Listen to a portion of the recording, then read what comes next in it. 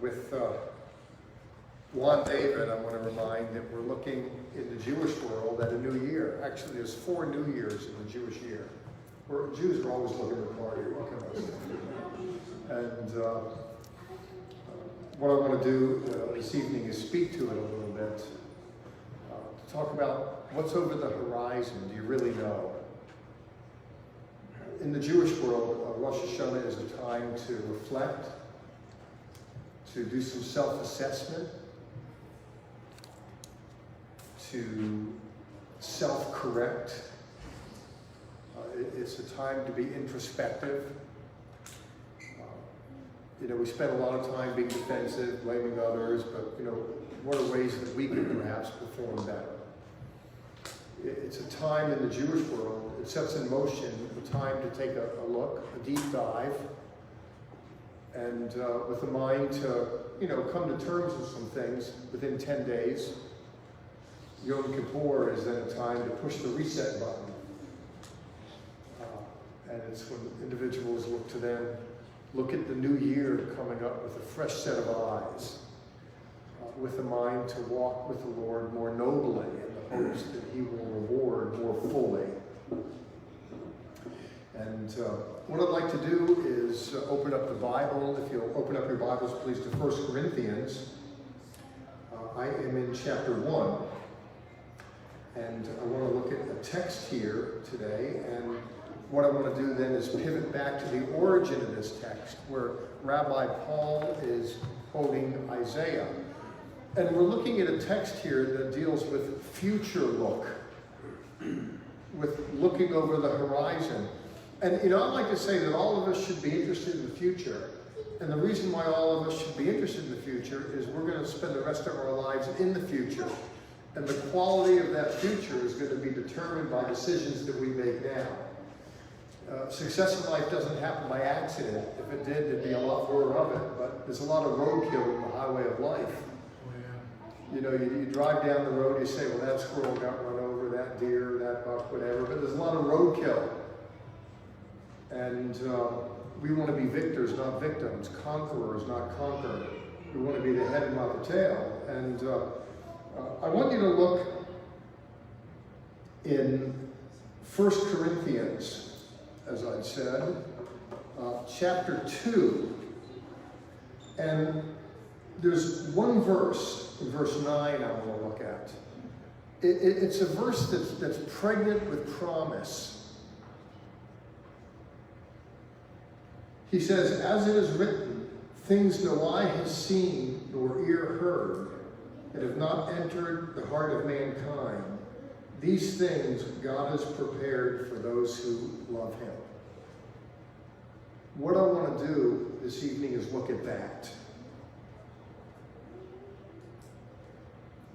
What no eye has seen, nor ear heard, nor the heart of man conceived, what God has stored up for those that love Him. I'm interested in that verse and what the implications of that verse can be for this life. What I'm interested in.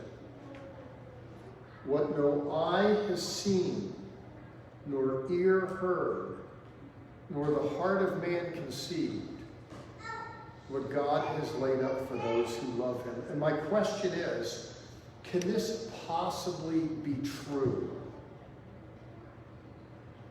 Can it possibly be true that God can present as an agent to facilitate a life for you and for me beyond our expectations?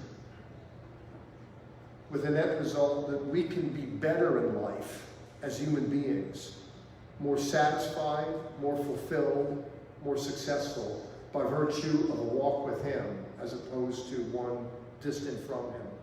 What no eye has seen, nor ear heard, nor the heart of man conceived, what God has laid up for those who love Him. That is a statement that's either true or false. Either that's real or it isn't.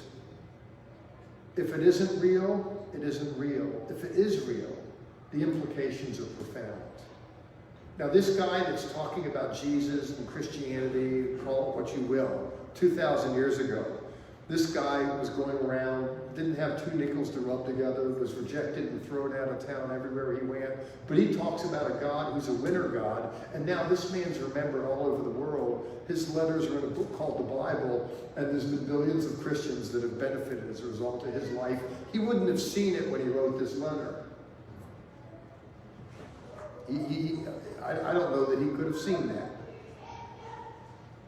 What no eye has seen, nor ear heard, nor the heart of man conceived, what God has laid up for those who love him. I want that expression, that statement to be the object of attention. The word object comes from the Latin meaning to throw light at. What I want to do is fixate on that as we stand on the threshold of a new year. And I'm wondering, what can you know about what can possibly become of you in the new year? Can life present with surprises? Barry and I were just kind of, I got up real early this morning. We get up early all the time, and I had to drive down to Austin. And I came back and was tired, so just kind of stretched out into bed a little bit. I got a phone call from a friend of mine. He told me he came this close to throwing in the towel. He was about ready to give up as a pastor. Everything was going wrong. But there was a guy that he discipled years ago who decided it was time for him to retire out of the ministry, and called him and said, listen, I have this building. I want to give it to you. I have this congregation. Please take it. There's $120,000 in the bank. Decide how to use it. Bring your church over here, what's left, and please. And he said, Jeff, can you please come and dedicate? We want to do a rededication, a jump start. Okay? I mean, this was a guy that was just ready to say, but all of a sudden, something comes out of nowhere. It was unexpected. And my question isn't simply, is it true that God, what no eye has seen, nor ear heard, nor the heart of man conceived, what God has laid up for those who love him? My question isn't just whether it's true. My question is whether it's true for people that are not professional religious clergy. In other words, does it happen in the real world where people live, not just in church-related miracles where, does it happen, what's the address here, 1220 Sublet or something like that? Never mind, does it happen at this address? Does it happen in your address, wherever you live, at 123 Main Street or whatever it is? I mean, is religion, does it work there? Does this promise work there? If it's true, and if it does, it doesn't really matter who the President of the United States is. It matters who's presiding over your home. It's not who works out of 1600 Pennsylvania Avenue in Washington, D.C. It's what's at work in whatever street you live in. It's not the White House, it's your house. Now, I think personally that this is an extremely important election, and I'm not apologetic to say that I am a Republican, and that I mean, to me, when I look at things, personally, I mean, I'll love you, I'll take you however I can get you, but I did something I've never done before, and that is that, months ago, I sent a lot of money for me. $1,000 I sent to this president. He's a billionaire, but to that campaign. And I've never done that before, but I just did it because I really want him in. I don't like the alternatives personally. That's me. But irrespective of the outcome of that, people are saying, listen, if he doesn't get in, the world's going to come to an end. Or the other people say, if Joe Biden doesn't get in, the world's going to come to an end. I'm telling you, I don't know what's going to happen in the large world, but my world's not going to come to an end because this is my compass. What no eye has seen, nor ear heard, nor the heart of man conceived, what God has laid up for those who love him. The man who wrote that is living in an empire that's run by a reprobate maniac of an emperor. The worst of times. Abysmal circumstances. abysmal.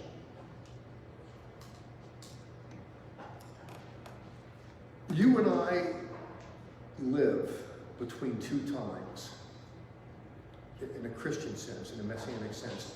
The cross has taken care of our past, and the resurrection is going to take care of our future.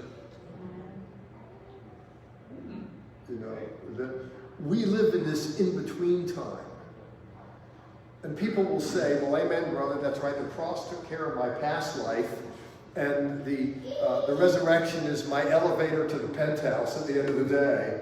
But the question is, in between this, is there any utility to what no eye has seen, nor ear heard, nor the heart of man conceived, what God has laid up for those who love him? What I want to do is explore that with you by taking a look, please, in Isaiah chapter 64, because we'll see that, you know, some call him Saint Paul if you're a Catholic, you know, or the Apostle Paul, or Brother Paul if you're a Pentecostal or a Baptist. I like to call him Rabbi Paul, because Paul was a rabbi. He was a member of the Parushim, the Pharisees. And as you're going to see here, that he's quoting a passage from Isaiah. And I want you to look just at the passage first so you can see it. In Isaiah chapter 64. Now, I'm looking at verse 3. It might be a verse right next to it in your edition, in the Hebrew Bible. It's numbered a little differently. Where the prophet says, "For from days of old no one has heard, nor ear perceived, nor eye seen God except you who acts on behalf of the one waiting for him." See that? I'll read that again, because I want you to hear and feel and experience the same language. For from days of old no one has heard, nor ear perceived, no eye has seen, except you who acts on behalf of the one waiting for him. Now I'm interested who acts on the one waiting for him. And then I want you to see what's appended to that in the next verse. You meet him who rejoices in doing righteousness, who remembers you in your ways. Now there's a lot of people, you know, they say there's no atheists in foxholes when you go to war. You know, when people are facing their ultimate demise, oh, everyone gets religion. And when, you know, there's road bumps on the highway of life, unemployment, divorcement, you know, circumstances upend us, and people get religion. Oh, Jesus. Everyone's wanting him to show up. You know, God, you know, I'm down here. Hey, you know, looking for him to show up. A lot of people are.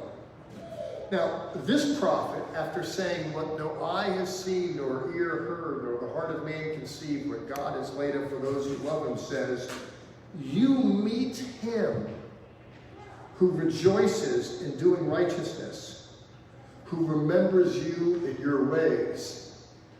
It seems there's a little provision attached to that. It's not what no eye has seen, nor ear heard, nor the heart of man conceived. Oh yes, I go to church. There's 168 hours in a week. Here I am now for 2 of them. Sunday morning, here I am, Lord. But for 166 hours, it's another frame of mind. People live compartmentalized lives. I get that, you know, I'm a police officer, I'm a professor, I'm a pastor, I'm a student. Oh, yeah, you have to compartmentalize a little. But sometimes with ethics, with values, with virtues, with religion, people compartmentalize. I remember one of my more famous arrests that's indelibly marked on my mind. I'm dispatched out, a lady hears broken glass, from her bedroom. You know, I'm working deep nights, it's around midnight, and so, you know, I'm working late nights, so I go to the call, I get there a minute or two after, and I check. It was a good B&V. I mean, it was a burglary of a motor vehicle. I could see where the glass was broken and the radio was missing. So the call came out, and I got there real quick, and so I notified dispatch. There was another unit coming. I said, listen, it was a good B&V. And then Sergeant Baker got on the radio, who's now a captain, and he said, listen, because things were a little slow that night, he said, let's set up a perimeter. Maybe the person is still working the neighborhood, working the area. You know, just bust the glass, snatch, and move on to the next and the next. So we do that. We have about 3 or 4 squads, you know, going and just kind of working the streets from the perimeter to the center. And one officer, maybe 6 or 7 minutes into it, marks out a location with a suspicious vehicle. So I go there, and when I get there, this officer has this guy at the back of the car. He has him out behind his car, this suspicious person. And so I get there, and well, he has him back there sitting on the curb behind his car. And he just sat him down, and then he said, I'll tell you, Seif. He said, Seif, you know, in police, no one has a first name. Everyone just has a last name. I said, hey, Seif, why don't you pat him down? And I want to search the vehicle. Because if this guy's breaking and entering, you know, if he's doing B&Bs, there's going to be stuff in the vehicle. So I stand the guy up and, you know, assume the position. I say, don't flinch. Because if you so much as move, then this is going to go a whole other direction. I plan to go home at the end of the night. So what happens is, you feel in the waistband to make sure there's no, you know, do you have any guns, knives, anything that's going to stick me, syringes, you know, so then I go into the pocket, and I go into the you know, I'm behind him, and I go into the right pocket here, and I feel these little metal things, they're bullets. So I take one out, and this is the car behind me. I have his hands up here, I'm holding these bullets, one, and they're big bullets that go to a .357 Magnum, a big gun.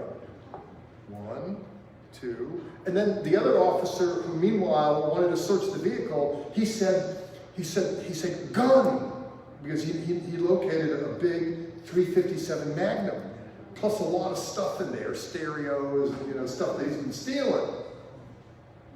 Okay, so, you know, I'm not the smartest guy in the world, I'm not the dumbest. I think we got the guy. Okay, so I'm going through his pockets, and I get the bullets out.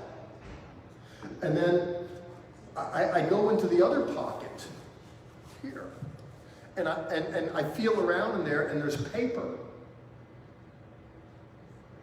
And so I pull the paper out, and there's Christian tracts that you hand out witnessing: be saved, come to church, be born again. Now, what happened is, so I turned the guy around and I said, listen, I don't want to sound religious. I mean, I'm just a cop for all he knows. He doesn't know what my life is all about.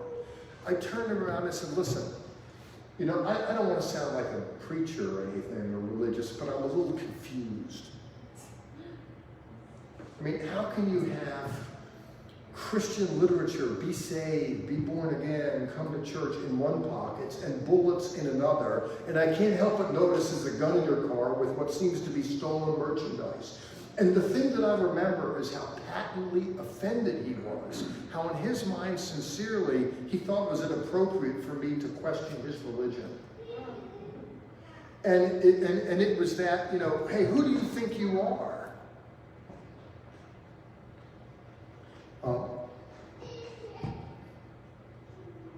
The other story is one akin to that, where we were busting up a brothel. There was a hotel that they set up a brothel in there, and there was the madam who ran it, who had like a CB radio, and was notifying truckers, you know, if they need to get a break and get some relief, to come to this particular hotel. And what happened is that the hotel got wise to it, So they wanted the police to come and get rid of that. And so the hotel management knew the different rooms that were leased out. And so what happened is we went to these various rooms, and one officer is there with the key, ready to stick it in, the other knocks, knock, knock, police, and open up right away in a split second. And lo and behold, boom, boom. Now, the one that I remember the most was, kind of barging into a room like that, where there were two beds in the room. One bed was neatly made, and there was a Bible on the bed. And not the Gideon's Bible that you find in a drawer in a hotel, but a leather-bound big Bible that you would bring, with you. And there was the guy, and so you separate him. You sit, so he's sitting on the floor. He has his knees up, and you have your knees up, and he's looking down, ashamed, and you have your hands over your forehead, and he's wearing a band that says, WWJD, what would Jesus do? So here's a guy, he's with a prostitute in a hotel room. He brings his Bible with him, and he's got a what would Jesus, I would have at least left the Bible out of it and taken off the band so as not to give Jesus a bad reputation. The reason why I'm mentioning this is because there can be a disconnect in the way that people live their lives because we compartmentalize. And I understand that there's a certain amount of understandable compartmentalization that people do. But the rhetorical question that I put to the literature, inasmuch as people are looking to derive some utility out of their religious commitments, they are. I would imagine the reason why that guy had those tracts in his pocket is because he believes that he can get some traction in life because of Jesus. And similarly, the guy who had a weakness, who had an itch that he felt he needed to scratch, believed that he can get some utility out of life with religion.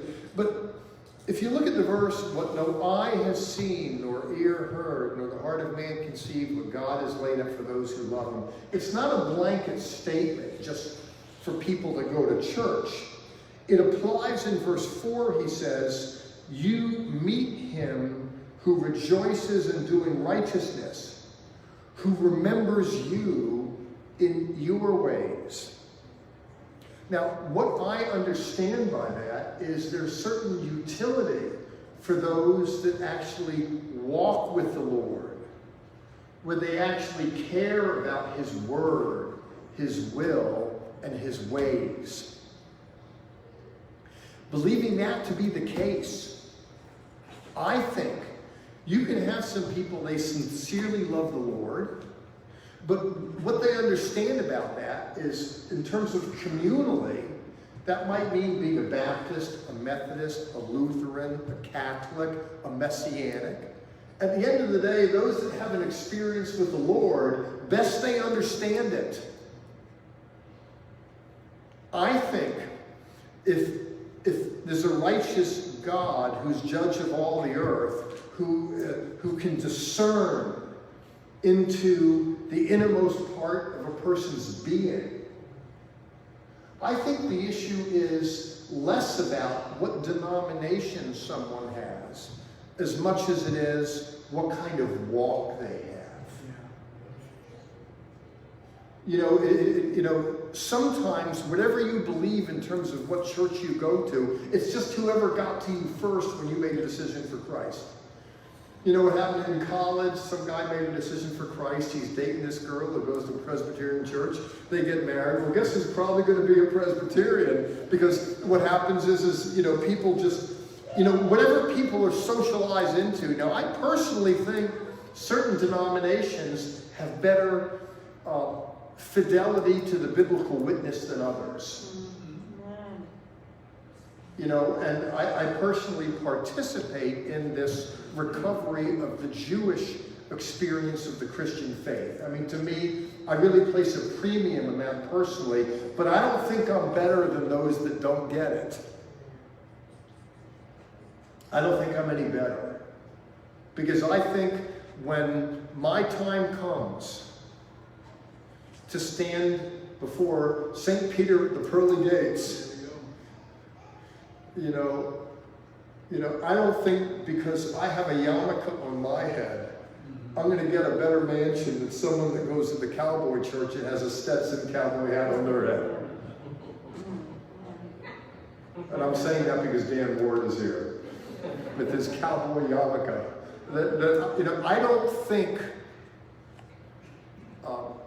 there's a better.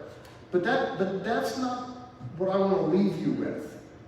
I want to be more personal here and offer a little word of testimony as we look over the horizon into the new year. As we just kind of, I mentioned at the outset that there's these, what the Jews call the 10 days of awe between Rosh HaShanah, the Feast of Trumpets, the New Year, and then the Day of Atonement. It's a time of introspection. How can I do better? What things do I want to change? What commitments do I want to make? Do commitments that we make pay dividends? Now, last year, this time, and I want to testify. It says, "Let the redeemed of the Lord say so." I just want to tell you why I believe in the real world this stuff really works. I mean, the way I look at it, just so you know the way I think. You don't have to think like me, but last year, when I was standing at this threshold, looking forward, I didn't know what was coming. Who knew COVID was coming?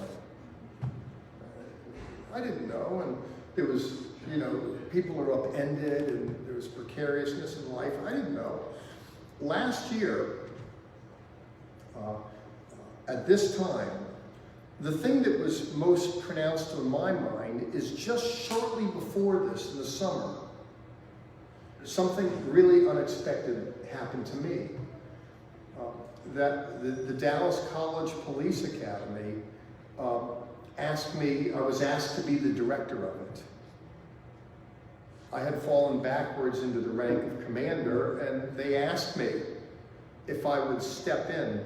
I didn't go through the process of the interview process, etc. They just needed an interim. And so I was given the interim position. I was kind of excited about that because I wasn't expecting it. And it was novel, it was new, and it was interesting. I had part-time served as an instructor and a coordinator at the academy, but I wasn't career tracking in that. But so last year, this time, I had fallen backwards into that, and I was wondering, well, gee, I wonder what all that's going to mean. In the time between now and then, that they posted the job, but then I had to compete with people, all of whom had graduate degrees and careers in law enforcement longer than me. And they decided to not only give me the job, permanent, but to give me a $20,000 a year raise. I didn't expect that. I didn't see that coming. Last year, when I was standing at this threshold, I'm saying, oh, here's something new in life. I didn't expect that. But saw how that evolved. And a few weeks after that, not long, we're here in September. It's about October. I just had this crazy idea. I am in my office. And there were a number of problems with the police academy that I just finished fixing in the state. There were a number of deficiencies. And the first week that I got there, the state came in and closed down the academy because they were unhappy with the way things had been managed. and it had gone on like that for 4 years. And the contract coordinator, the agent with TCOL, the Texas Commission on Law Enforcement Education, had filed a complaint with the net result that 3 sergeants came up from Austin and closed it provisionally. They weren't mad at me, but so I got to work, and within 4 or 5 weeks, everything was opened up again. In fact, I made very good friends with the agent who closed us down. In fact, I was in Austin earlier today having lunch with him. And I'm sitting there in my office and wondering, okay, what do I want to do now? You know, I mean, it was a lot more fun when there were all these fires put out, but now, you know, there's many more cadets than we had before, and all these deficiencies are satisfied, and the state's happy. What do I want to do? So I just had this crazy idea. I went online and looked at Harvard, Princeton, Yale, Oxford University, and Cambridge University, the best schools in the world. And I thought, let me just look and see what they have. You know, I'm kind of bored. What do I do? There's no more problems to solve. And so let me just look and see. And I saw that one of those schools, Cambridge University in England, they had a program that could work because I can do it part-time. I can go there. And I thought, and I looked at it and said, well, look, it only costs $65 to, you know, fill out an application. And I was bored anyway. And I knew it would never happen. But look, you know, at Cambridge University, only 15% of the applicants get in. And I know if they look at my application, they're going to notice the fact that I'm 64 years old. And if I were them, I wouldn't take someone like me, because those slots go to younger men that have a future and women that have a future. With me, I'm somewhere between going, and gone. Every morning I wake up and I move around and wonder if rigor mortis is setting in anywhere. That, I mean, I knew it, obviously it couldn't happen. But I did it, I sent in the application, and lo and behold, I couldn't believe it, I got accepted at Cambridge University. I didn't think of that. It never even crossed my mind when I woke up in the morning. It's not like I was mulling this and contemplating. I just did it. What was on my mind, and I tell Barry, you know, Barry, I'm a little restless, I'm a little bored, I need something else to do with this, you know, and I just, because I'm really assertive, I didn't know what the answer was. I thought, well, let me just do that. And now, as I stand on the threshold of a new year, you know, I've done 2/3 of the reading and the coursework that I need to do. I'll do the next third. I'll go back there in January. You know, I have reading and writing and stuff to do in between, and then I'll get to work on my thesis. And what I'm going to do is, my area of research is on training and vetting police officers, vetting and training. Now, isn't it interesting that we're at a place in the world right now where people are really interested in who are becoming police officers and how we're training them? And who would think? And not only did I, between last year and this year, did things materialize the way I just described. And it's not preacher talk. This isn't a story of someone, praise the Lord just gave me a church building with, no, this is just the real world out there in where people work and live and breathe and do career stuff. You know what I mean? It's not just miracle and church stuff. The way I look at it, I'm telling you, when I see the verse, what no eye has seen, nor ear heard, nor the heart of man conceived, what God has laid up for those who love him, I think it happens in the real world, and I don't think it matters how old you are. He says here, you meet him who rejoices in doing righteousness, who remembers you in your ways. You don't need to have a PhD in Old Testament history. I think what he's saying here is that if we walk with God and take care of his business, we can expect him to show up. Well, Jeff, can you explain that to me in the Hebrew and the Greek and look at all the commentaries and explain to me how Martin Luther saw it and John Calvin and, and how, the Dean of Old Testament sees this at Dallas Theological Center. I don't think I need all that. I think it's real simple. I don't think you need a PhD to understand this verse. I think you need a PhD to confuse it. And I want you to know that the guy who's speaking to you tonight believes this. He does.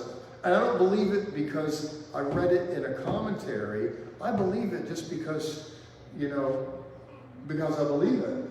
I think that interesting things, unexpected things can happen. I believe there can be surprises in life.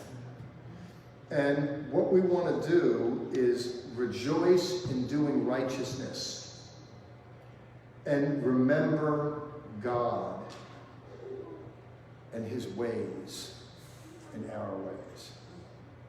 I think that if we can put that in front of us, that we rejoice in doing righteousness. Oh, there's the Jews, they're just always in the works, Jews think Christianity gives heaven away too easy. Just say this prayer and who cares what you do, Yes, 12 years ago I went to a Billy Graham crusade and I'm saved. Granted, I've been living like the devil ever since, but, I purchased my fire insurance. Jews think that's a little easy, and sometimes if something sounds too good to be true, it probably is. There is this imperative. If you've made a decision for the Lord, you're going to bear fruits. You don't look at you don't look at a married couple and go, "Oh my God, I can't believe it! She's pregnant." You're not going to say that. You're going to think, well, that you figure a man and a woman that love each other, one would expect there to be some attestation to that effect. That's not being the pale of reason. Similarly, if someone has a love for the Lord, one would expect that to show.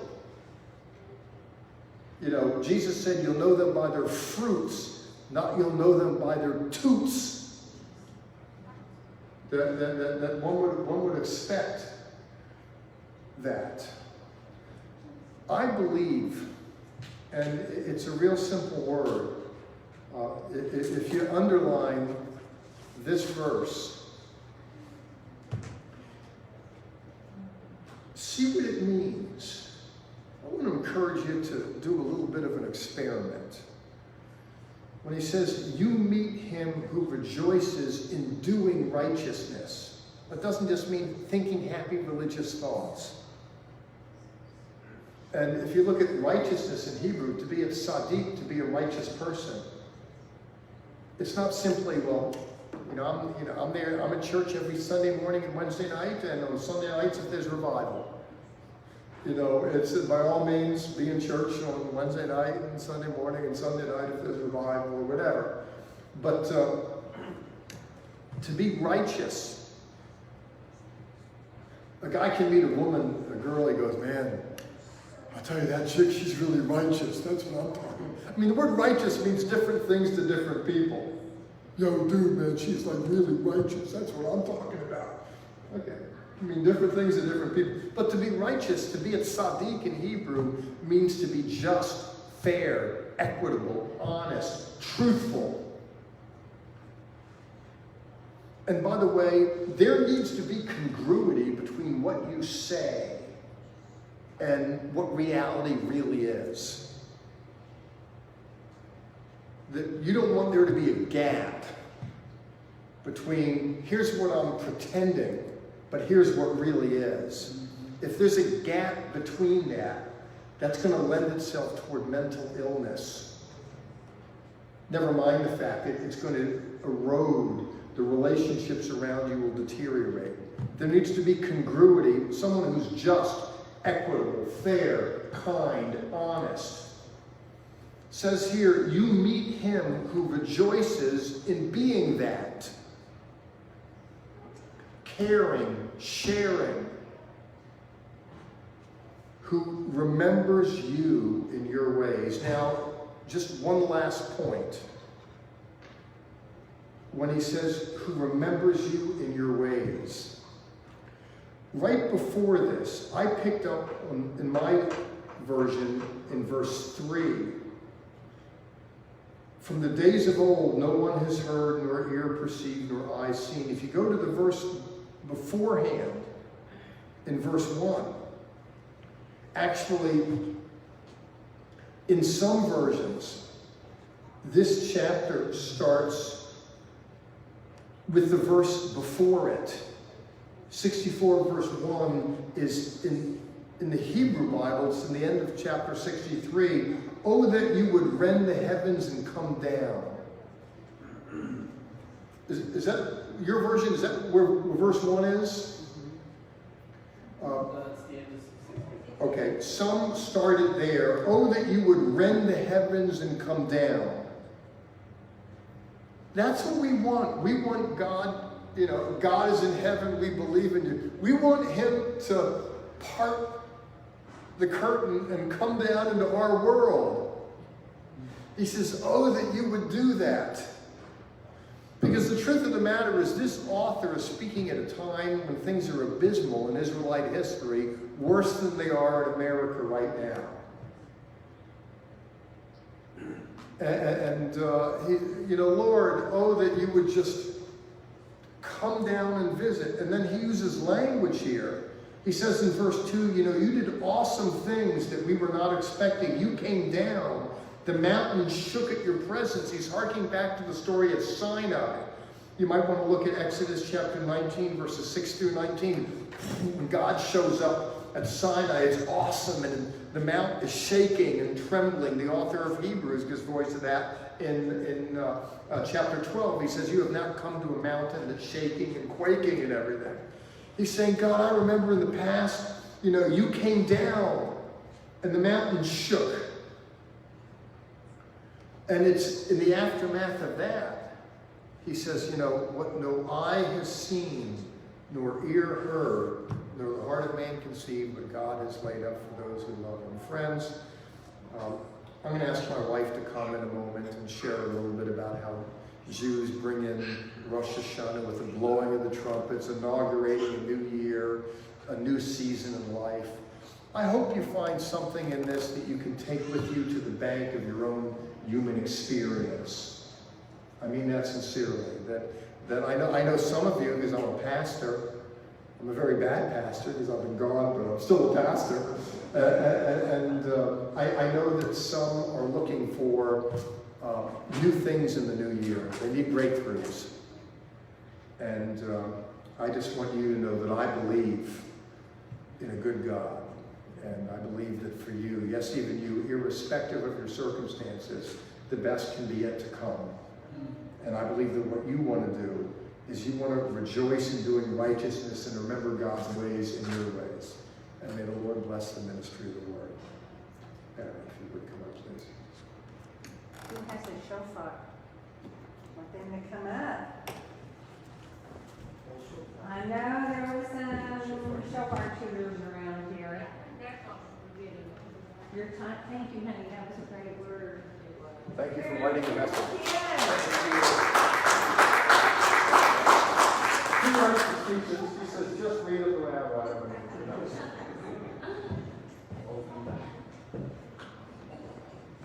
They were so cute. I was telling Jeff that when you blow shofar, it kind of rearranges your innards. Here, you get here, because I want to make sure that you're on the, where are you? No, over here. I want you to get here so that we got you on Facebook, okay? So get here. See the cameras, the phone's right there. Here, over here. You get over here in front of him, but don't fall off. Okay, here we go. Okay, now, hold on a second. Shofar. In Hebrew, it's a sh, a shin, not a pei, but a fei. If it's got a digestion, it's a P sound. Or if there's no dot in the symbol, it's a F. And the last word is R. Shofar. And so it's for the word like superior, super. It means to beautify, to make beautiful. And it's neat because this is like, it was like on the animal's head. You know, it's like on the animal's head. Anyway, The other way. and see, it's like, here, see, it's like on the head of the animal first. This is like our little mouth asking God for help, and this is his big ear. He hears us. So in synagogues and temples, on this day, on Friday night this year through tomorrow, it's down at 100 times. So there's 3 of us, so that means 3 into 100 is 33 times. We're not going to really blow it 33 times, but there's 3 words that are recited. There's tekiah, just the blast. Then there's shafarim, is dit, dit, dit. And then there's tekiah, but then there's a tekiah gadola. So we're going to do just a few tekiyahs, just tekiah. So you want to blow?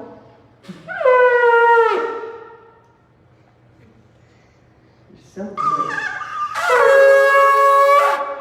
Okay, then can you do shavarim? Can you do a short little burst? And then tekiah is another blast. Now we're going to do 10 tekiyahs. Okay? Just start blowing.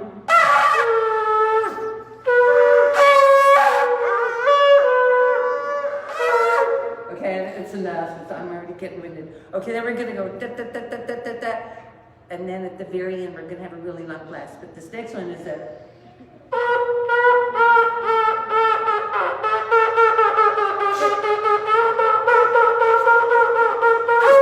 Okay, that's shofari.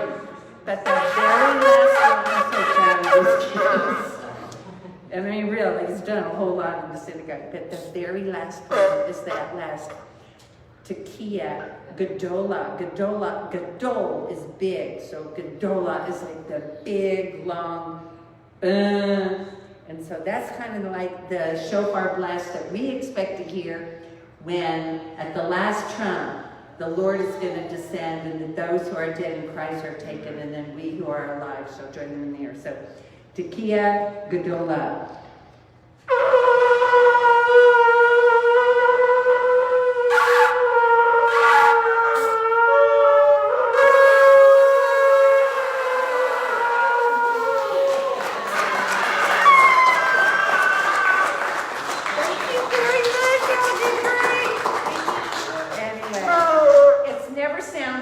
Once on Yom Teruah, so y'all enjoy it the next